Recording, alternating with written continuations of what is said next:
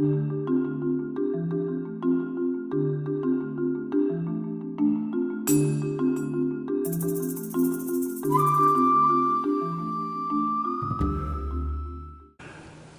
underneath the dynamic of disappearing dads, or DDD, is usually a huge shadow of the man's unrecognized wounding that's being triggered, and all of those parts of himself that he's disowned, that you can see in a baby, because they get 360 degrees of awareness. Anything goes for a baby, and gradually little pieces get, it's not okay to kill your brother, things like that, and all of the different things that happen as we shut down our personality and we focus on maybe 3 degrees of those 360 degrees. And yeah, we have to focus to some extent, but the degree of shutdown that occurs in our culture is the underlying problems that we see, from health issues, political issues, you name it. I think even in medicine, the DSM classification of diseases, every one of those can be traced back to a failed connection at some point. And the fact that there's so many different numbers in the DSM, all these different classifications that insurance companies use, goes to prove the enormous creative powers of the human mind and body at finding different ways to creatively try to meet those unmet needs, from symptoms, from illnesses, from mental and physical, all of these different things that happen in our body. Our body basically reflects our unconscious. And I've studied medicine, I know all the mechanics of physiology and histology, but it's the underlying field, as Lynn McTaggart has described the field. It's this, Bruce Lipton's bringing back the term vitalism, it's energy. We talked about energy for years, my wellness energy system. But it goes back to the vitality, the liveness, the consciousness that imbues the whole universe. That's the connection field that we're all a part of. But the Newtonian mechanistic model ignores all that. It's just a series of machines interacting, and we know that doesn't work.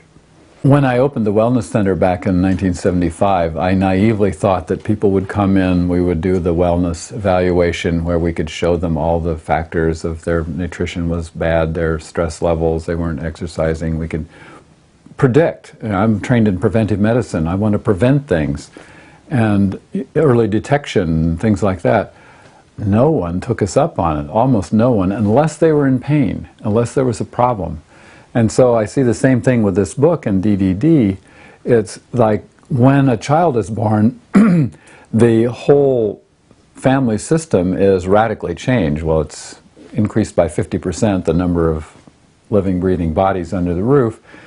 And the dynamics, the emotional dynamics and the bond between the mother and the father are radically affected by this third entity that's come in. And so it can be very stressful. And it can also be the opportunity, as crisis means danger and opportunity in Chinese, or so they say. It's the opportunity to look at our stuff, to look at the things we've been stuffing into our shadow that are causing illnesses, that are causing unrest and so forth. I mean, maybe we've been getting along okay, but when there's a push, maybe you hit bottom, that's the motivating factor to doing something about it, to healing ourselves. And it can be healed. We know now all the neuroplasticity research that's all the rage, that our brains can change. I personally have experienced a radical change in the last 2 years. And the people who know me, I used to be primarily a complainer. And I can criticize, I can find something wrong with anything. And it was depressing. But now I've learned to appreciate the same thing. If I look at my judgments as indicators of what need isn't being met and then get that need met, it's a whole different approach than just feeling like a victim and complaining or criticizing. So I've experienced that personally in my 60s. I know my brain can change. I've got a long ways to go still, but this is definitely fixable. It's a whole lot better to prevent it. An ounce of prevention is worth 1.7 tons of cure, and all of our money goes into the cure end. So if we just put a little money and attention into the prevention and how we raise babies, that'll prevent the next generation of men from being disconnected and going through all this when their kids are born. But it's a two-pronged thing. We have to deal with our own wounding and grow and improve our own relationships, and ideally provide the needs that babies have that are just not met by conventional culture.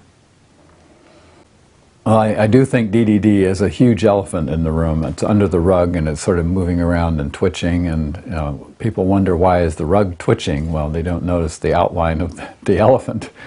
It's so big and it has so many different, like the blind men in the elephant, well, feeling the tail or the trunk or the feet, it's a pillar or a whatever.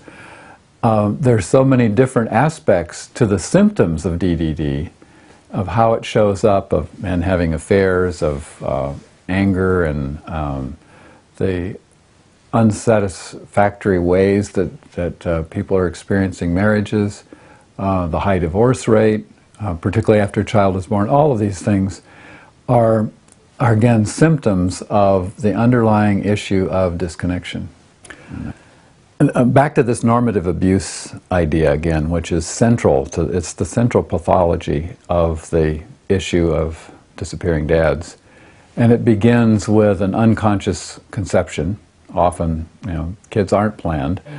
So once you discover you're pregnant, to consciously nourish the little being that's growing there and being aware that it can hear you at age 6 weeks, that it's aware of every emotion the mother has, and the mother is aware of every emotion the father has, and so the harmony in the family, that's important. That's early normative abuse, of not recognizing that.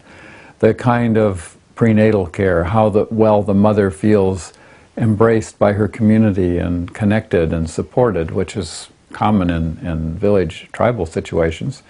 The birth itself, is it a natural phenomenon where there's now the concept of ecstatic birth has been made into a movie, as opposed to hospital births, which are a disaster for the most part. That it's clearly not as safe to have birth in a hospital unless there's complications and they're well predictable. So having a birth that's a joyous experience rather than an ordeal that you're going to have to recover from, and then the early stages of taking care of the baby, doing things like keeping them intact. We're cutting the half or 3/4 of the nerve endings off of the little boys' penises routinely in the first 2 days. It used to be 80% were done, now it's down into the 30s, but it's still a tremendous trauma to the boy. His first sexual experience is violence, and he's lost 3/4 of his nerve endings, and then we wonder why Viagra is so popular. All of these things contribute, and we throw drops in their eyes, we take blood, heel sticks, all the traumatic things that are done to babies that shouldn't be done and don't need to be done then. The tremendous number of vaccinations, many of which are unnecessary in my opinion. I did fine with measles and mumps and chicken pox. The side effects aren't known, they haven't been adequately studied, and they're inventing more and more vaccines for doubtful conditions. That's another form of normative abuse. Then you throw in letting a kid cry themselves to sleep when they need to be in your arms constantly, and the feelings of abandonment that go with that, the bottle feeding, the scheduled feeding, all the different ways of separating a child from being in the skin-to-skin contact, carrying them around in lifeless containers, wheeled containers where they're down on the ground where all the fumes are, and traffic, bus goes by and the kid gets assailed with a large amount of fumes that you don't even notice standing up 5 or 6 feet off the ground. All of these things of how we treat babies that isn't how any other mammal would treat their babies. So they all feed into the dynamic of disappearing dads. It's going to show up later on when the father is giving birth to his first child. Well, in the book we talk about the various ways that the dynamic of disappearing dads can be addressed, from the couple's relationship, from the man doing his own personal work, from the woman doing her personal work, from creating community, from changing the environment, all of the different aspects that go into this. And if we don't do this, disappearing dads are going to keep on happening. But we have to shift this dynamic.